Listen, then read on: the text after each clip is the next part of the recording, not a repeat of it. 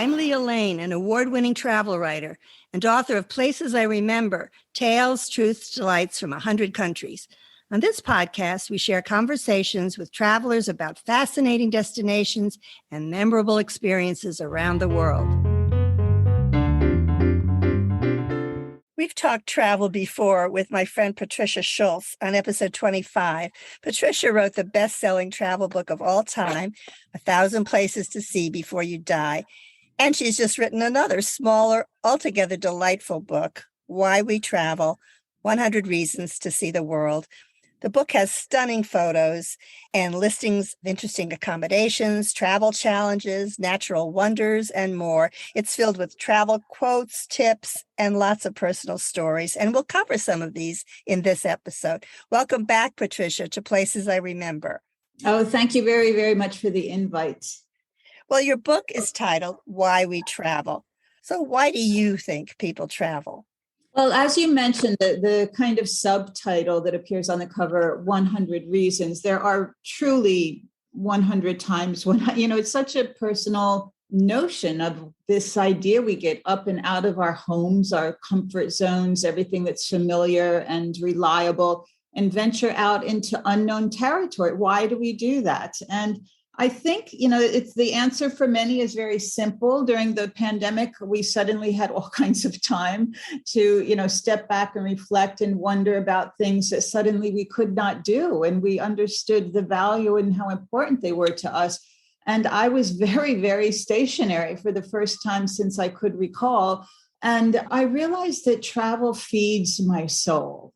Travel really makes me my best me. I'm my happiest, I'm my most enthused, I'm my most excited and energized, and it makes me happy. How it feeds our soul is then something I, go into further, and why we kind of owe it to ourselves. It's almost an investment in ourselves because, more stuff, more material, we had all of that during the pandemic. We were in lockdown with all of these material things we had been collecting over our lifetimes. And yet we wanted something more. And that was the freedom and the liberty to go out and see everything that is beyond our little bubbles. And our bubbles aren't necessarily unpleasant ones, not necessarily confining, but they are something that to me lacked this specialness that travel guaranteed me, not just promised me, but actually came and delivered the goods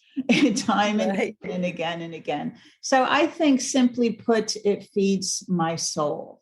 That's very well put. I notice people are giving gifts of travel now more and more. It used to be you get something for a birthday, a thing, but now experiential gifts are so popular because people do want to get out there and feel what you're saying. So I think travel offers so much. I know for me, it challenges me. It opens my heart and my mind.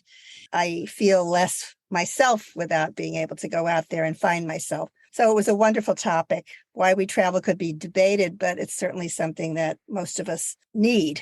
And I think that word that you used, which I also feel says everything, to open. It opens our horizons, it opens our eyes, our heads, our hearts. And there's a great quote somewhere along the line about how once you do open or expand your brain by some kind of new experience, it never quite resorts back to its original size or dimension. So when you're lucky enough to immerse yourself in that experience, whatever it is, that you generally don't have privy to when you're on the couch or in the same old, but when you're out there and exploring and doing things and you find yourself in the middle of something is just a pinch me moment, that thing you then bring forward with you in life. Everything that you experience somehow becomes a part of you and a part of your character and expands you and opens you up to different ways and peoples. And so that word open,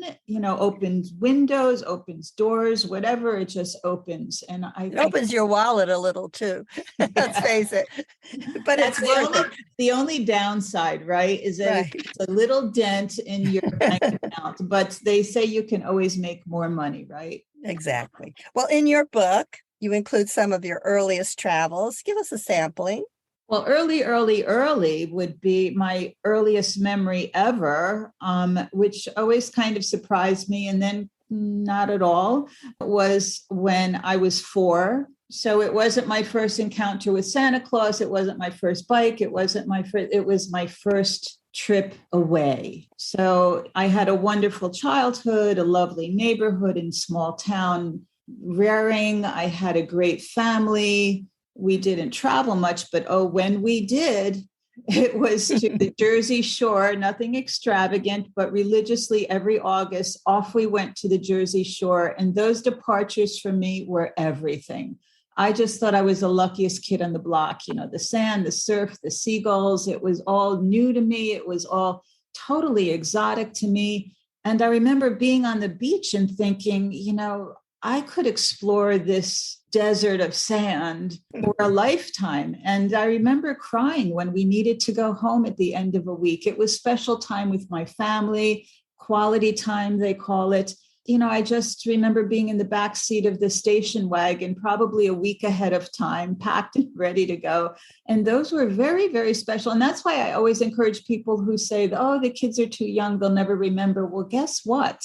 Yeah. They may not remember details or specifics, but they bring that with them, the sense of striking off to places unknown and in the company of those they love that are very special to them as well. So that was a terrific way for you to begin your career with this wonderful feeling about travel. It's got to have meant a lot to you. And do you think it really focused you on doing what you're doing now? I think so, because my family, as I mentioned, it was, the 50s, the 60s. In my world, one didn't travel much at all. It was an extravagance. It was a luxury. And yet when I was 15 and in high school, I had become very, very good friends with a Dominican girl from the Dominican Republic.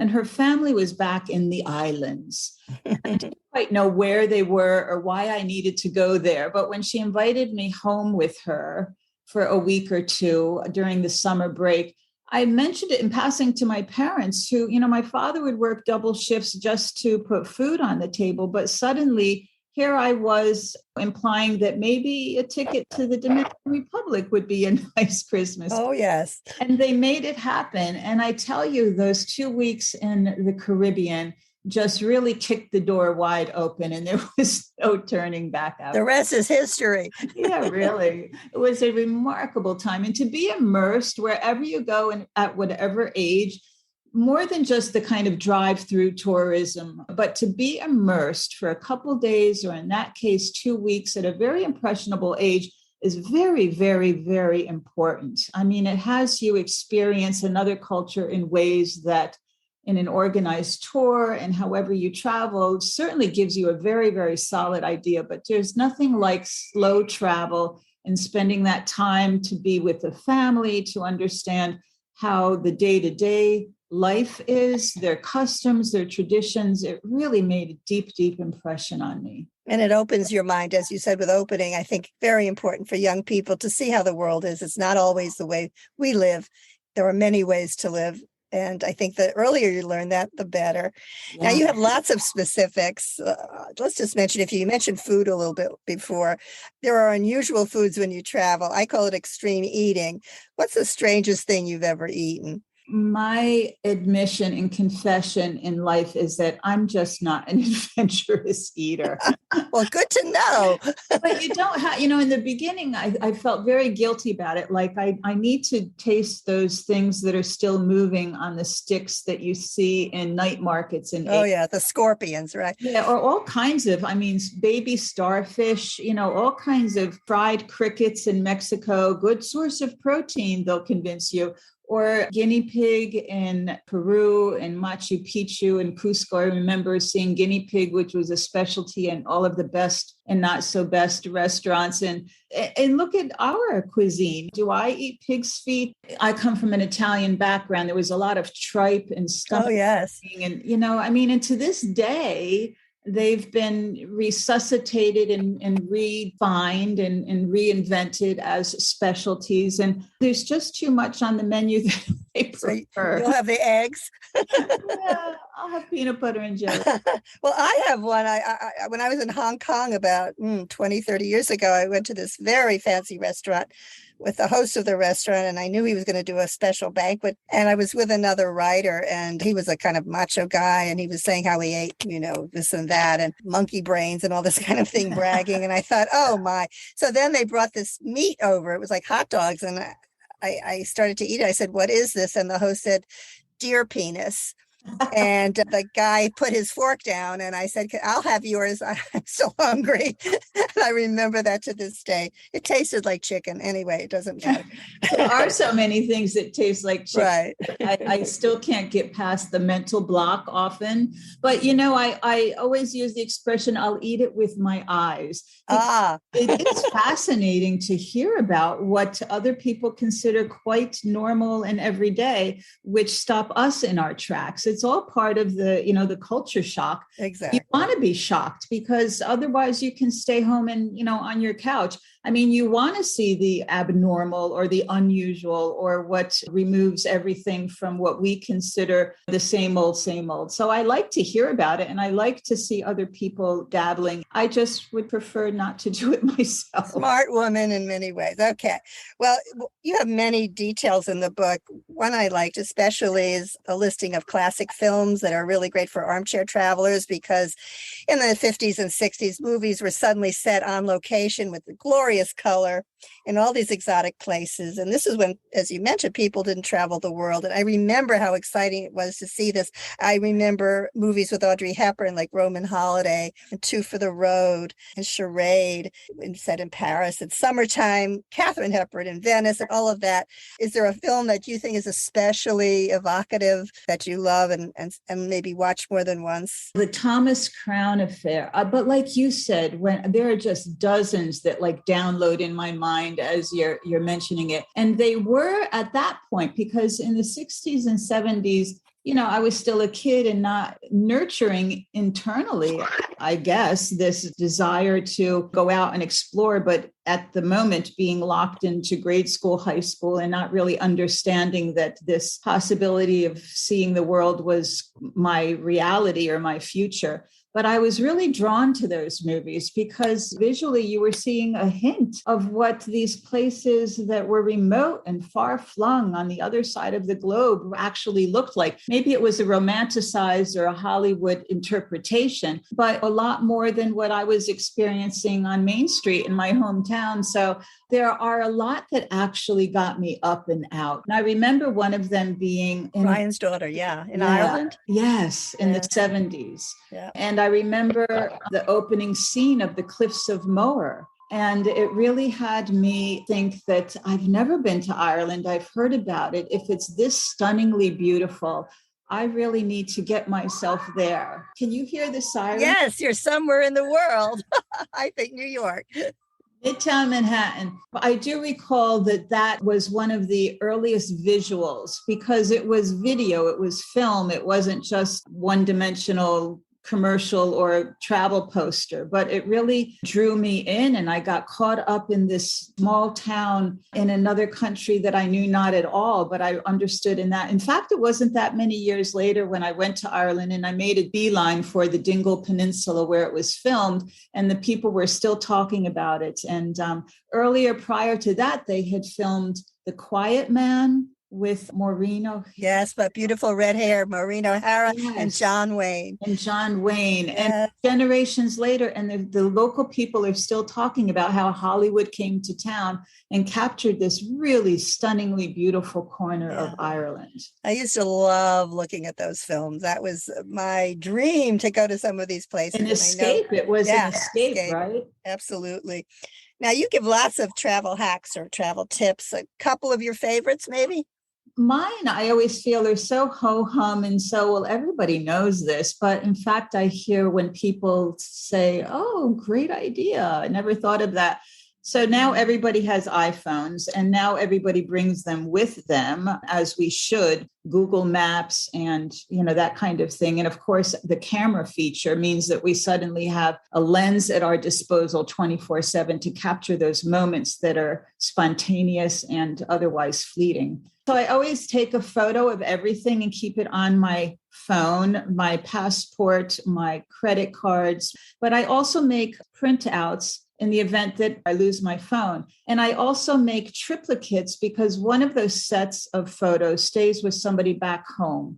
So that if I lose my bag or my pocketbook or my wallet or my credit cards or my passport, God forbid, knock on wood, I never have, then somebody at home is a call away, unless you've lost your phone. But there's always the possibility of getting in contact with somebody back home who can do all that work for you and call everything in and cancel it. And at least there's that backup. You need a plan. You need a plan B should anything happen. And also cash. There are a lot of destinations where credit cards and ATMs are not as reliably found as we think or we hope. And so I always bring cash with me. And depending upon the location, maybe if it's Africa or developing nation, you need more cash than otherwise. For example, traveling in Europe, it's quite easy to come by an ATM.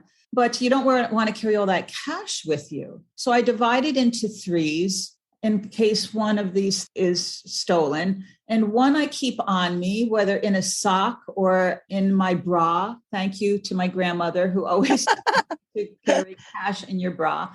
And 1/3 I keep in my bag, my pocketbook, my over the shoulder, always give my total attention to at all times. I'm very aware and very sensitive to keeping an eye on my valuables in my pocketbook, and one in my suitcase, which is locked and back in the hotel room. And I know that each of those three places is questionable and can always be at danger for something being stolen or lost, but at least it's not all in one place. Great idea. And et cetera, et cetera, et cetera. Et cetera, et cetera. Your book is filled with wonderful tips, wonderful photos as well.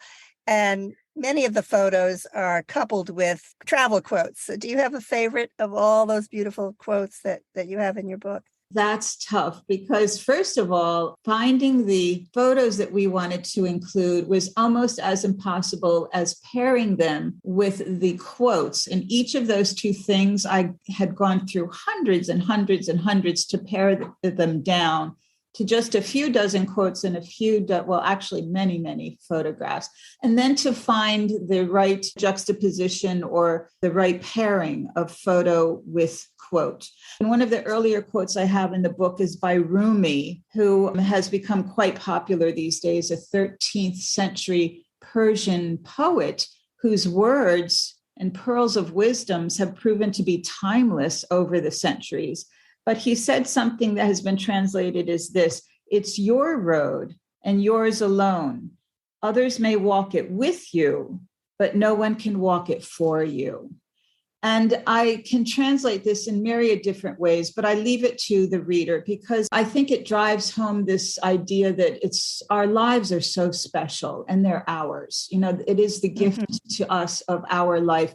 And how we live it and how we create our lives to be is entirely up to us.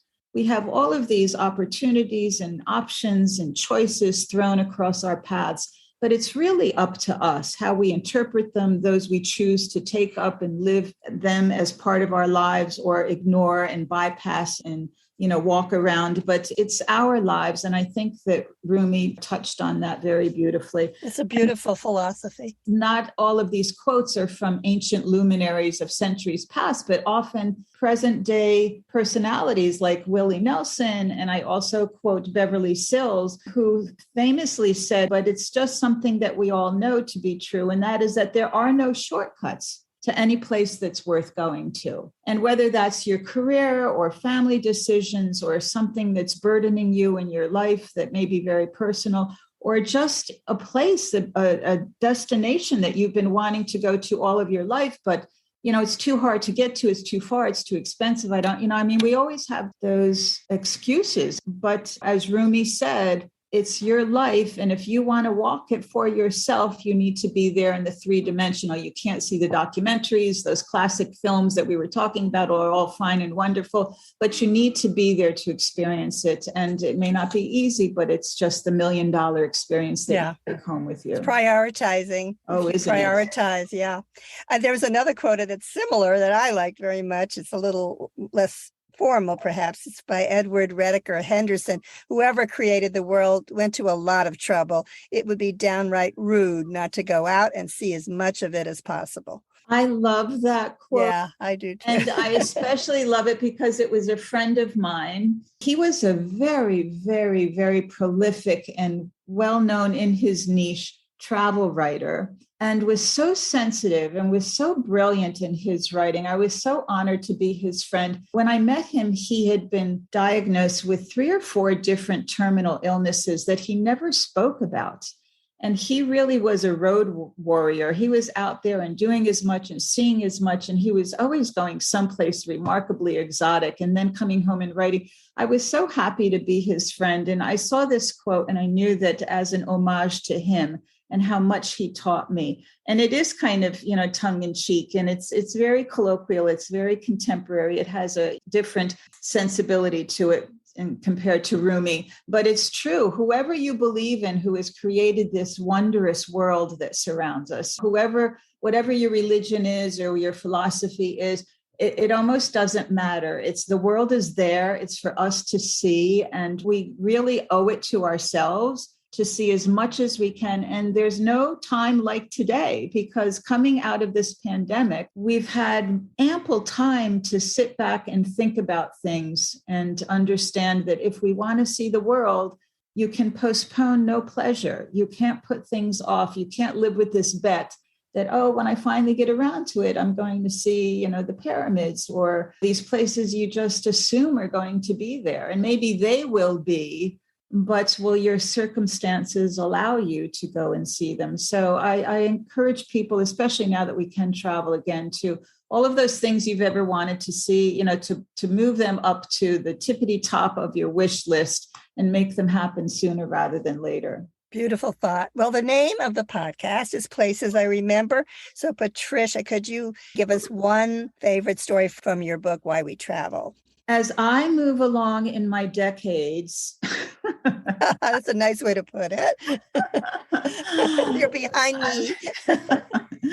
Oh, not by much, Leah. I always celebrate my birthday, but you don't need a special occasion, do you? I think any occasion, it's like Wednesday and it's June and I'm still ambulatory, so that's a special occasion.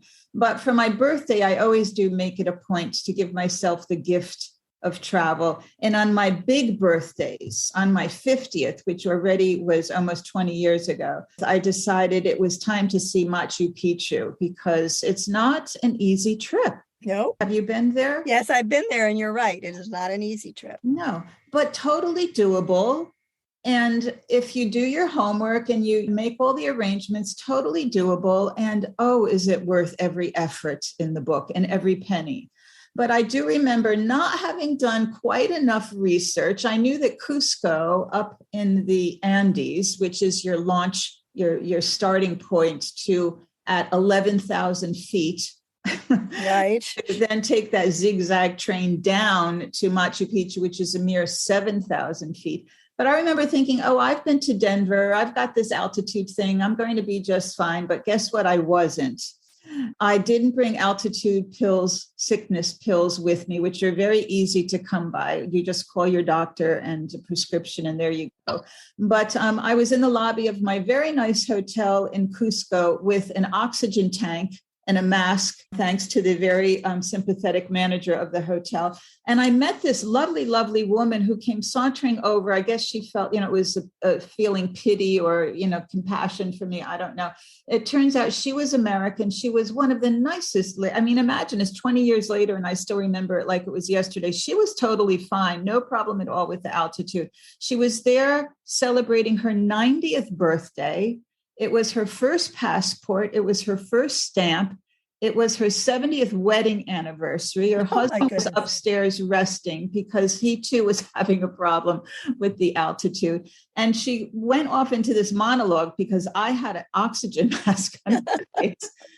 She told me about how she'd always just wanted to travel. She dropped out of school when she was 12. She raised 5 children, African American, said she was proud to be a washerwoman. For all of those years, she put her kids through high school, college, graduate school. And for her 90th, they got together and sent her any place in the world that she wanted to go. And they had given her a book, and it was called 1,000 Places to See. Oh, And she could pick out any place she wanted. And I guess they were thinking, oh, like Boca or Las Vegas. But no, she wanted to go to Machu Picchu. And she said to me these 2 things, and they're pearls for me, and I will forever remember them. And she said, dear, your knees have expiration dates. And she said, you have to do the difficult places first. So I hope she's still traveling. That's a long time ago, probably. What an inspiration. I know. I don't know where she is now, but I see her out there and exploring the world. Beautiful story. Well, thank you, Patricia Schultz, for sharing excerpts from your new book. The links are in our show notes. Why We Travel would make a perfect gift for any travel lover. I'll end with an excerpt from Patricia's book, and I think it sums up what we're saying. Yeah, I'm going to read it. Wherever you go, however you travel, allow it to enrich you, connect you to others, challenge your preconceptions, and open your head and heart. If you do, you'll understand why we travel and why we should never stop. It's an investment in ourselves and makes us better people. When we get home, home is still the same, but we have changed, and that changes everything. Thank you so much. Oh, thank you so much as well. We're kindred spirits. I know that. Thank you. Have a good. Bye. Bye-bye.